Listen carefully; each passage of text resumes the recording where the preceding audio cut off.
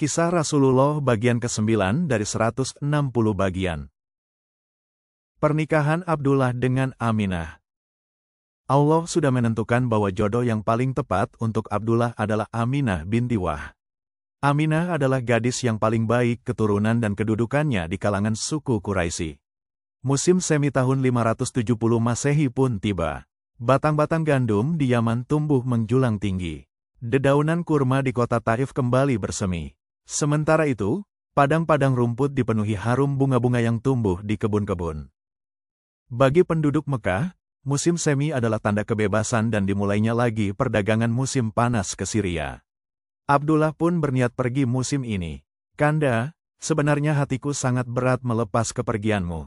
Entah mengapa hatiku diliputi kekhawatiran dan kegelisahan. Aku bahkan berharap dapat menemukan suatu alasan untuk menahan kepergianmu, keluh Aminah kepada suaminya. Abdullah tersenyum menenteramkan, hatiku pun terasa tertinggal di sini, Dinda. Aku tahu begitu besar rasa sayangmu kepadaku sehingga engkau berharap dapat terus berada di sisiku. Bukan cuma itu, damai rasanya berada di sampingmu, Kanda. Abdullah mengangguk, tetapi Dinda, kini di dalam perutmu ada bayi kita. Kau tahu aku adalah pemuda tak berada. Saat ini, kita hanya mempunyai 5 ekor kambing perah. Selain itu, tak ada lagi kekayaan yang dapat menghidupi kita berdua selain sedikit kurma dan daging kering. Karena itu, inilah saatnya bagiku untuk pergi berniaga dan menambah penghasilan kita. Aminah terpaksa mengangguk menerima kenyataan itu. Ia memandang kepergian Abdullah dengan sendu, seolah itu adalah detik-detik terakhir ia dapat melihat wajah suaminya. Hamzah bin Abdul Muthalib. Pada hari pernikahan Abdullah dengan Aminah, Abdul Muthalib pun menikahi sepupunya yang bernama Hala. Dari perkawinan ini, lahirlah Hamzah, paman Rasulullah yang seusia dengan beliau. Abdullah meninggal. Bersama kafilah dagang, Abdullah tiba di Gaza. Kemudian, dalam perjalanan pulang, ia singgah di Yasrib. Di sana, ia tinggal bersama saudara-saudara ibunya. Namun, ketika kawan-kawan dari Mekah hendak mengajaknya pulang, Abdullah jatuh sakit. Rasanya, aku takkan kuat menempuh perjalanan pulang, kata Abdullah kepada kawan-kawan. Kalian berangkatlah dan sampaikan pesan kepada ayahku bahwa aku jatuh sakit.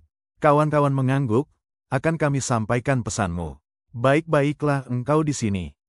Kafilah Mekah pun beranjak pulang.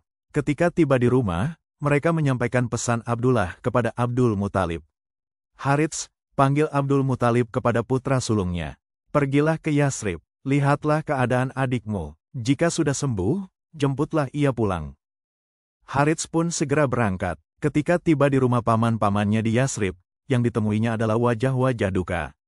Abdullah telah meninggal, kata mereka kepadanya, mari, kami antar engkau ke pusaranya. Harits pun menyampaikan berita sedih itu ke Mekah. Melelehlah air mata di pipi Abdul Muthalib. Namun, kesedihan yang paling berat dirasakan oleh Aminah. Apalagi di saat itu ia tengah menantikan kelahiran bayinya. Selamat jalan, Kanda, Ishak Aminah, hilanglah seluruh kebahagiaan hidupku bersamamu. Kini, tinggallah aku yang hidup untuk membesarkan bayi kita. Tidak lama lagi, bayi Aminah akan lahir.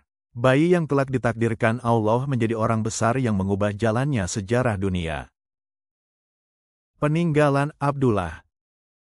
Saat meninggal, Abdullah meninggalkan 5 ekor unta, sekelompok ternak kambing, dan seorang budak perempuan bernama Ummu Aiman yang kelak menjadi pengasuh Rasulullah. Nama aslinya adalah Barokah. Ia berasal dari Habasyah.